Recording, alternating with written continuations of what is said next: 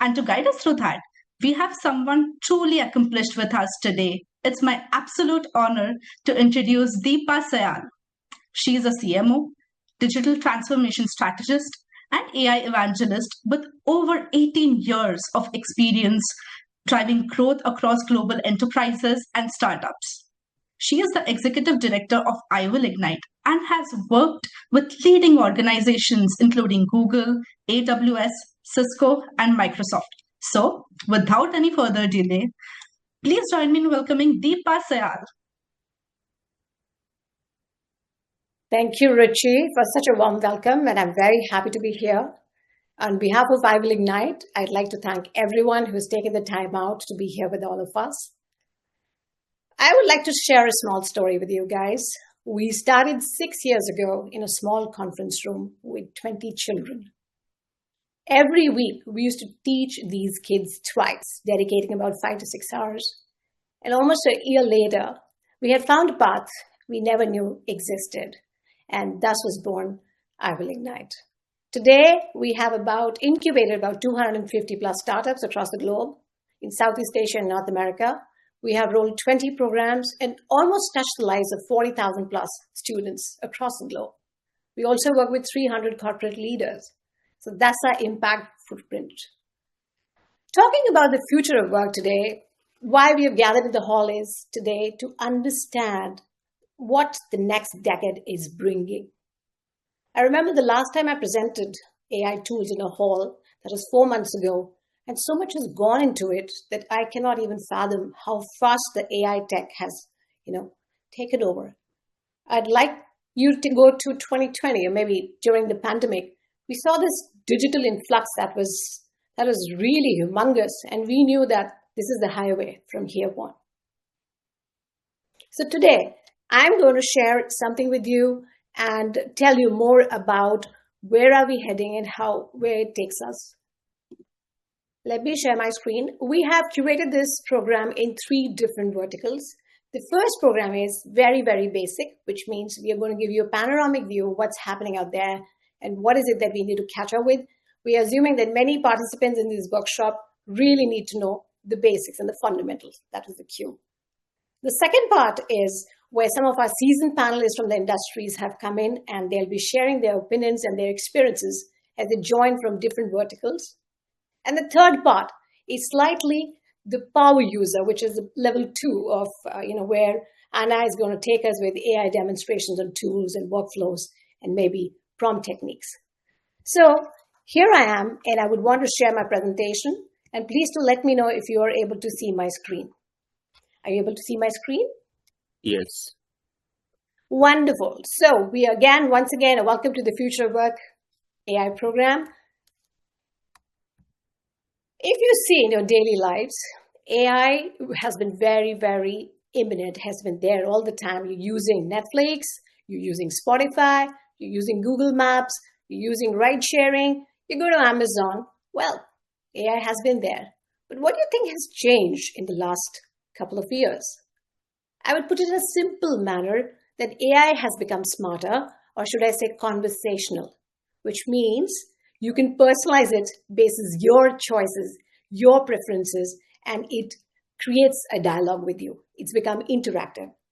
Today, we sit in the era of cognitive AI and generative AI. Now, I'll point the difference to you between both of it. What is the difference? Here's what AI brings us.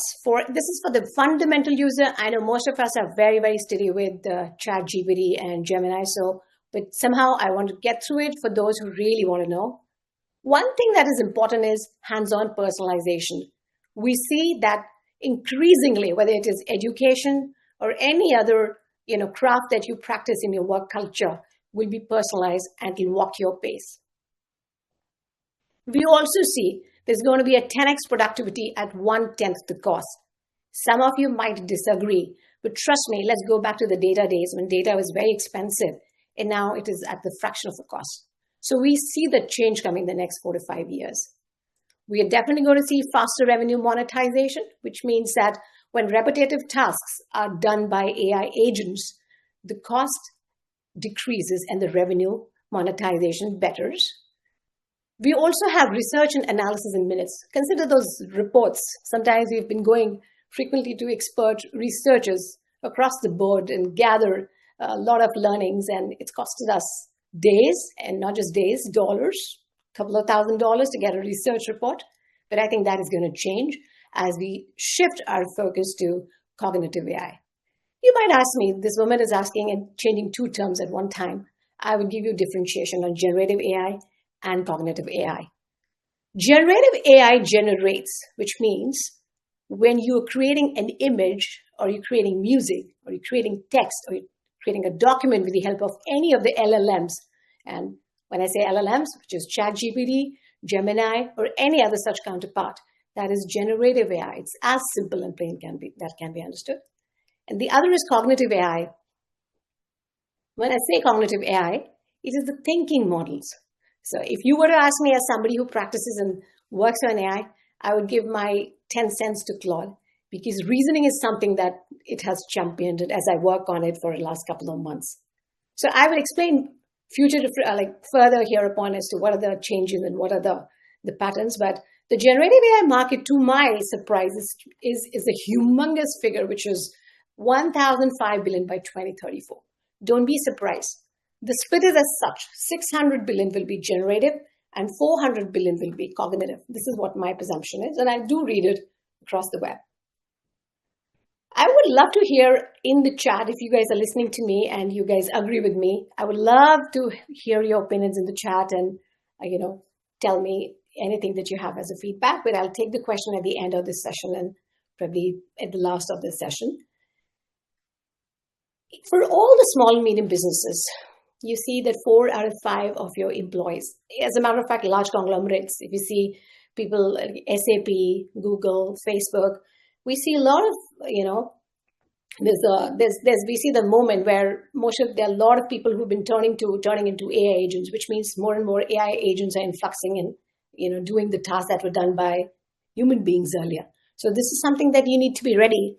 My question to you all is, and most of the people ask me this question, that whether AI would take over us, take over our jobs. And my answer to them is no, not if you're an AI generalist, not if you know how to talk to an AI, not if you know how to command it, and not if you know how to write a great prompt. How do the dynamics change? If you look at the companies, earlier, the companies have been operating until today as this structure. I don't know if I can animate, but I want to see on the left, the structure that you see, there's a lot many people. But on the right, you see, there are only 5 guys running a $1 billion enterprise. I'm telling you, the next 1 or 2 years, you're going to see people will be running 5 guys running a $1 billion empire. Just automation? No. There's a new buzzword in the town that I'm going to disclose to you when I begin later. The future, if you see this is an advertisement that was spotted recently, and it says, please apply only if you are an AI agent or if you created an AI that can fill this job. Does this tell you about the alarming situation that we really need to know how to command the narrative in today's stratosphere or ecosystem? I don't want to scare anyone, but take a look at this.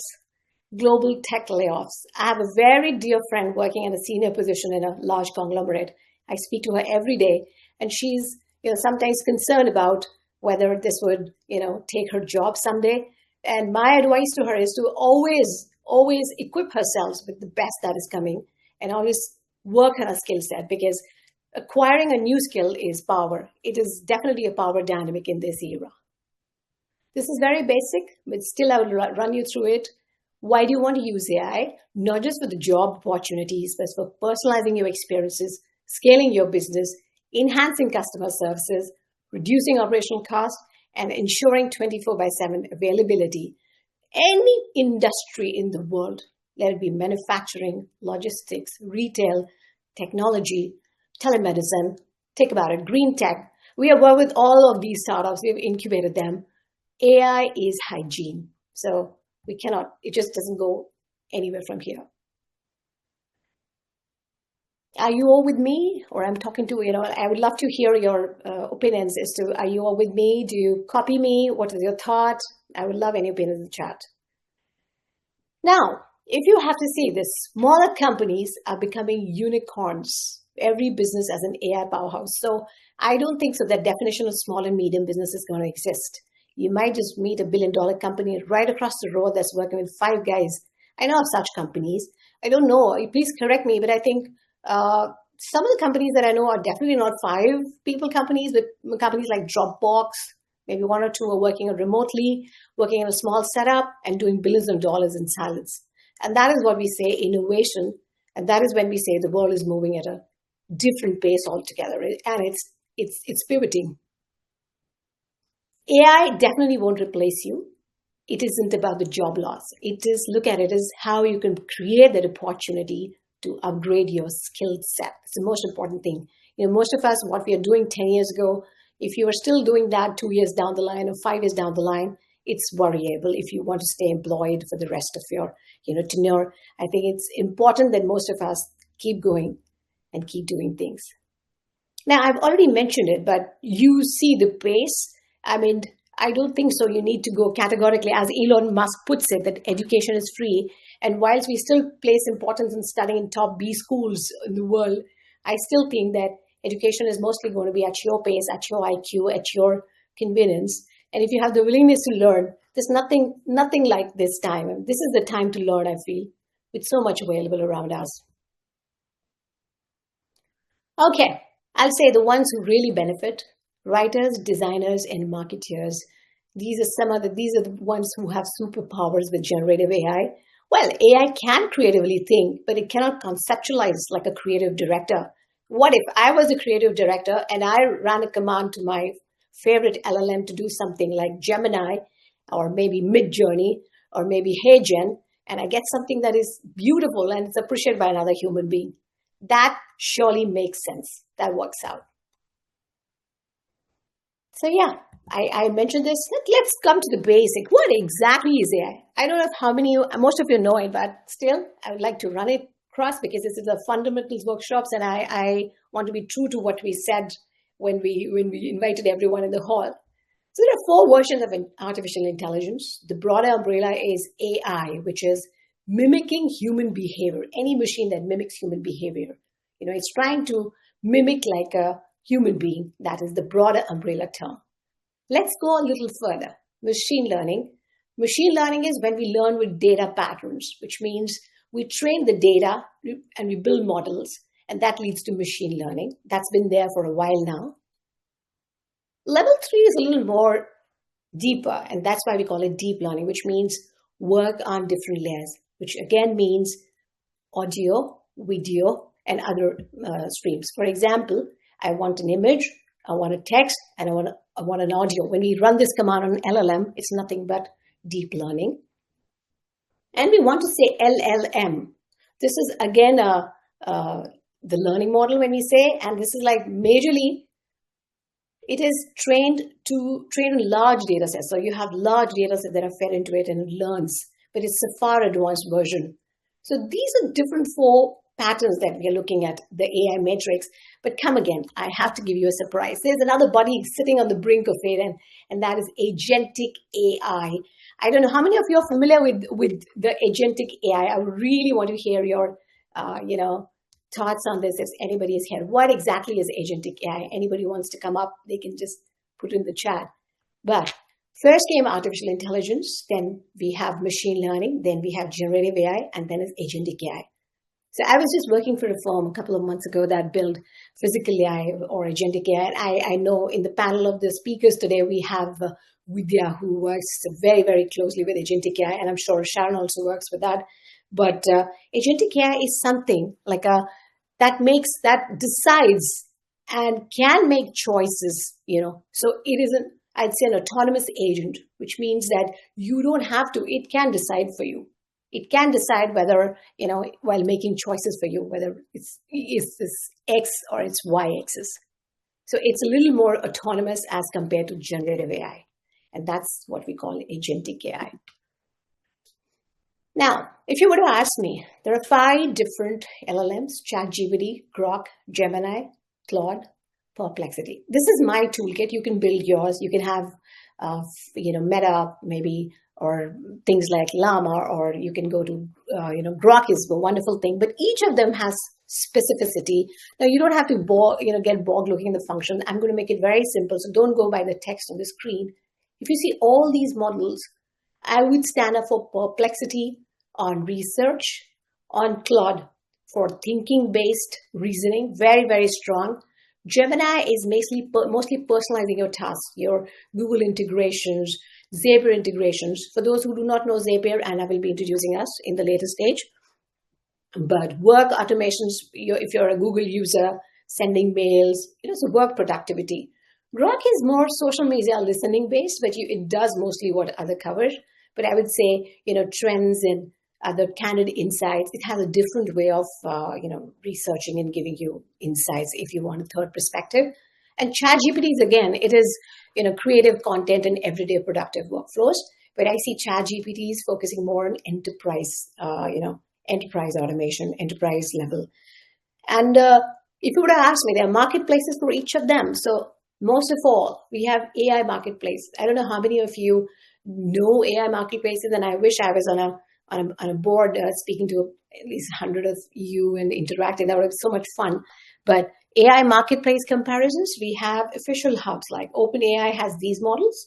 This is slightly older, so now they have, I think, very advanced versions come in again. Yesterday it was 4.7 in Opus, 4.7 Opus 4.7 from Claude that came in. That is like one of the strongest reasoning models that Claude has given so far. But at the same, we have a marketplace called Open Router, where there are ready models that you can build products for. So that means you don't have to start from the scratch. They already trained agents that you have to kind of customize to your requirement. And it's just like having a marketplace to pick things up. Like you go to Amazon and buy things, you need AI product, you need to go to one of these marketplaces and kind of customize it. So Google AI Studio, this is one of the most powerful tools. And these are some of the models that you see again on the screen. Hugging Face is very popular. It's the largest open source AI hub. And then we have AWS and NVIDIA. For those of you, this sounding mind-boggling, do not bother. But for those of you who thought this is a very basic workshop, yes, we are capable of stitching a level 2 or level 3 workshop, but we've kept it very simple for people to understand and go back home with conceptually clear, interpretations. So what is happening in the generative AI world? Take a look at this. What happened yesterday? So I did this and I created this image on Gemini, and everybody does. But then you have to, follow through what is the massive, how are the things changed? So when I think about ChatGPT, I see there's massive compute infrastructure focus. I don't know if many of you know or not, there's a data centers. When you talk about ChatGPT, the word that flickers in my mind is data centers, and there's such huge influx. The cost of running these data centers is enormous, humongous. And I think that's the reason that ChatGPT has to constantly raise money to support these humongous costs. So every time you punch a command on Gemini, it runs to the data center. It consumes the sustainable resources, of course, but it is an expensive bargain, definitely for the conglomerates that are behind this and affording large costs. So yeah, so this is happening in the generating world. Claude 4.7, superior reasoning for complex logic. ChatGPT's enterprise AI, that is the focus. Massive compute infrastructure for those of you who would ever want to work with an enterprise. ChatGPT would love to kind of build an enterprise-based model, enterprise-based software. And then there's Google Gemini. You want to personalize your stuff. You're going to bed and you want mails to be sent to your counterparts before you get up in the morning and have your cup of coffee. Go to Gemini. It's going to help you. We have different. I will demonstrate tools as well if we get the time. This is a very small workshop. Like such kind of a workshop takes about 2 days to run through. But I definitely find some time and run you through. Now, some of the terms that you need to understand when we are talking about AI, we have, I would also keep a tab on the times. Yeah. So we have multimodals, prompt, token, hallucinations, RAG, and neural networks. These are the 5 terms that you need to know. So most of the time when I talk to people, they say, yeah, we know AI. Well, this is not interacting with chatting with ChatGPT or Gemini or running a command. We need to know basics as to what are the basic ingredients or how does it constitute, and so whenever we are buying or we are using a tool, generally the atomic unit of the tool is token. So Your usage is based on your tokens. So if you're subscribed for a professional license, you're using X number of tokens every day. If you're using a prompt, then you're using X amount, you're using instructions to run your prompt. It could be a master prompt. There are types of prompts and hundreds of prompts. So I generally, for example, use role prompt, or I will come to that later. But so yeah, so these are some of the things: the multimodals, prompts, tokens, hallucinations. You have a question, ask me. Then there are RAG systems.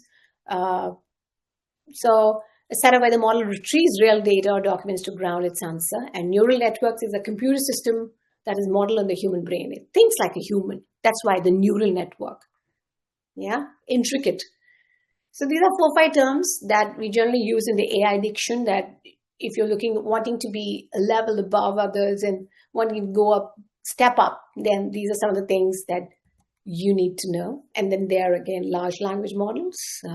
They're, again, a type of neural network trained on massive amounts of text data to understand, generate, and manipulate human language. You know that. I don't need to repeat it. Now, this is a very interesting thing. This is a level above. I know some of you are surely on top of it, but so Anna, definitely, if I'm right, she's going to run us through one of these automation tools. But, these are tools that it's like, think of a chain. You stitch 3 tools together or 4 tools together to run a workflow, which means if you send me a mail, I read that mail. The moment I read that mail, I add that contact in my HubSpot, for example. This is a workflow, and that is what is done by N10 and Cursor and Manus. I hope I'm pronouncing it correctly, but these are some of the examples of automation tools that we generally use. Questions. What do you think are the kind of jobs that are going to be here in the next couple of years? You're saying the jobs will not remain. So what are the jobs? So I'd say prompt engineer. That's a very looked after job, but I think it is very looked after. Maybe it's looked upon for at least 6 more months or maybe a year, and after that there's a level above.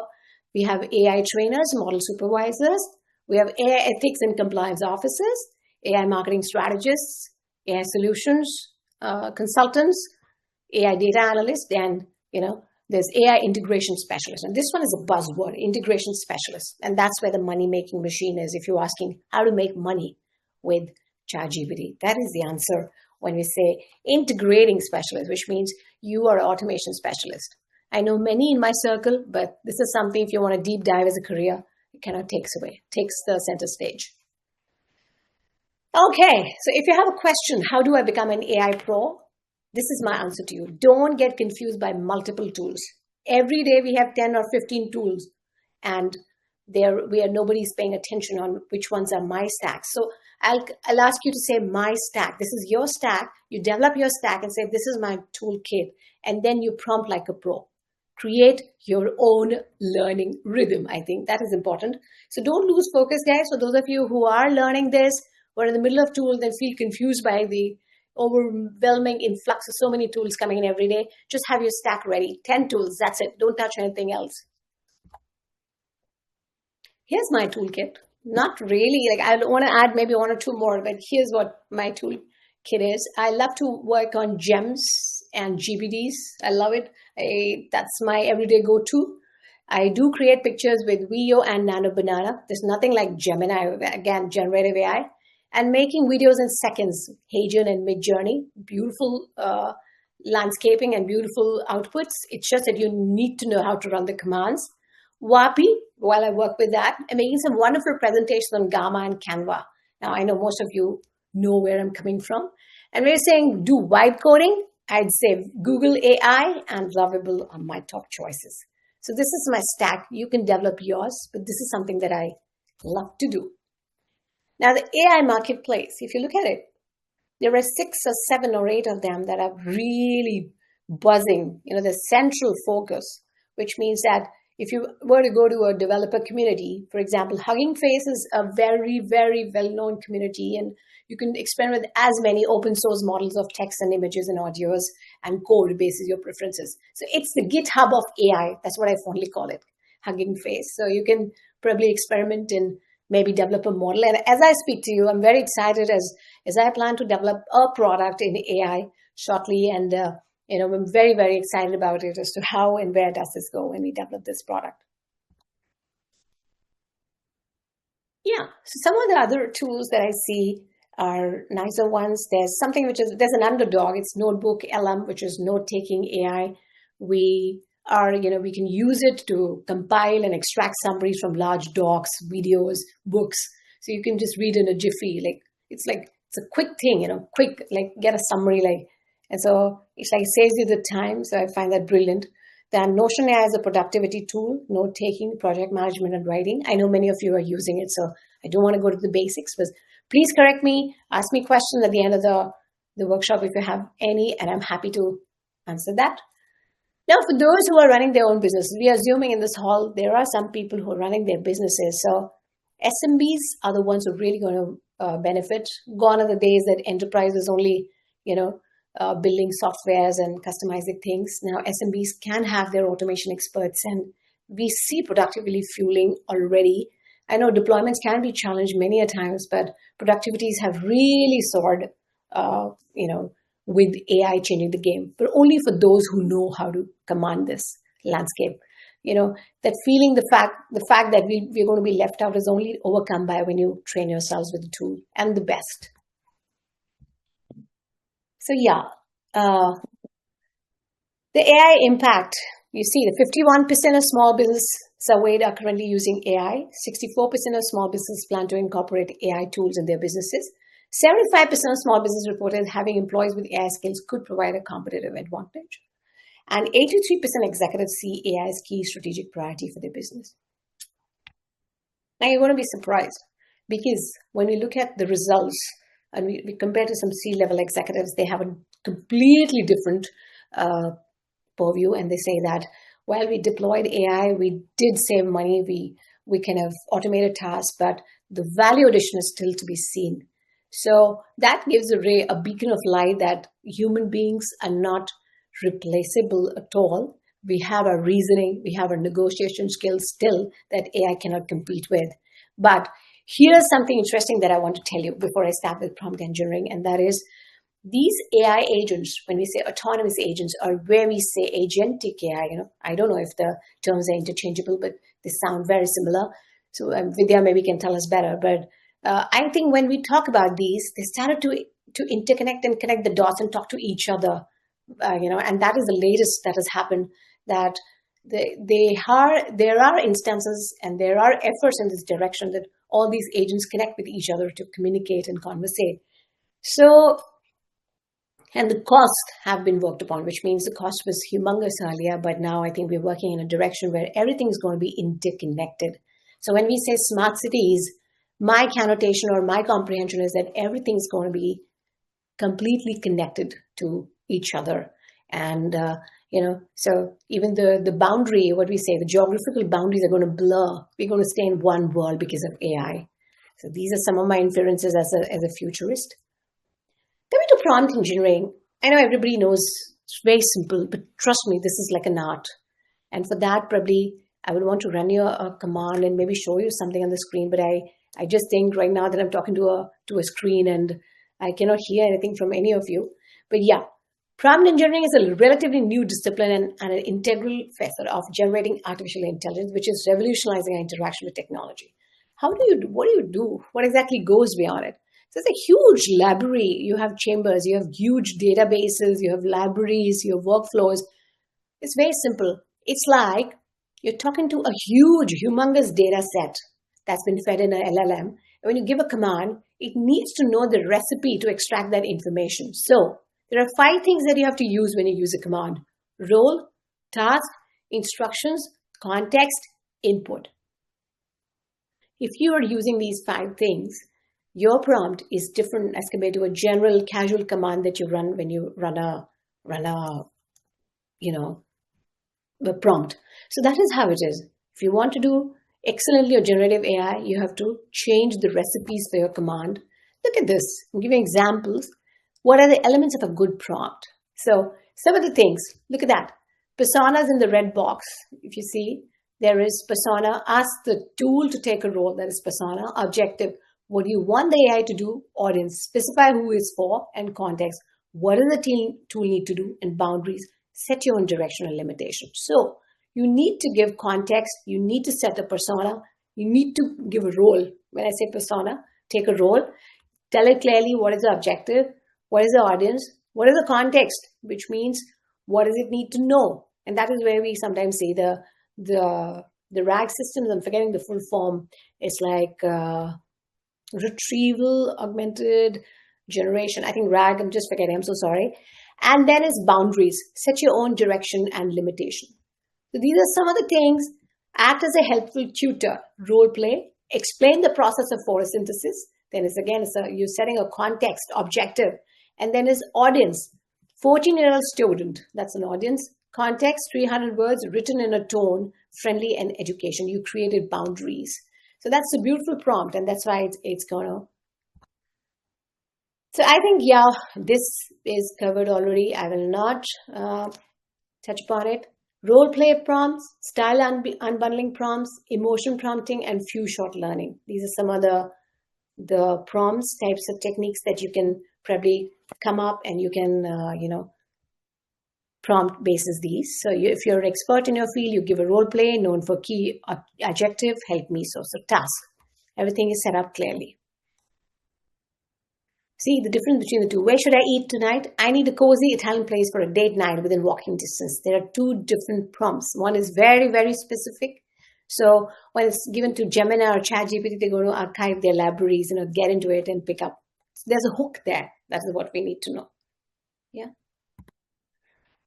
Now, the prompt marketplace. Take a look at it. Now, this is new. I don't know how many of you know, but I didn't know. So I just learned it a couple of months ago. There is a prompt marketplace where you can buy high-quality AI prompts. They access about a bundle of 230,000 high-quality AI prompts. So what I'm trying to say in simple words is that if you're wanting to extract potential from these prompts, there is a way, and that is to see what level can you capture with Midjourney or Veo. We still to explore it. So it's only and only prompt engineering that takes you places. So these are some of the things that I wanted to share with you. Like from the top, these are some of the prompts that I use in my daily routine that I work. I have created this on Claude, prompting for a drag and drop calendar. There's one that I made, but the bottom line is that it is very, very important to be curious about learning. And that is in the times that we are, if you're not curious about building your skills, you are bound to be, what is the right word? Lag. You're bound to, maybe you lag behind. So the curiosity is the power, curiosity to explore new things and learn new things. And I think the rest is all. Yeah, so I think I will, you would want to, Bridal and Ruchi, would you want to tell me the times that when is the right time to get our panelists in, and I would stop right there, and do let me know if there's something that you want to tell me on the times. So these are some of yeah, Ruchi. Sorry, yes, Deepa, we can get them in. Okay, fine, wonderful. So I'll probably continue this for later. I want to just give you all, we can, before we get in, this is one last tool demonstration that I created. Take a look at this. I made it on Runaway. It's called the AI Paradox. It's a combination of Gemini and Runaway. And yeah, some of the tools that we experiment lately with. And with that, probably I'll stop for my presentation. I'll take this later and ask any question in the hall. But in the meantime,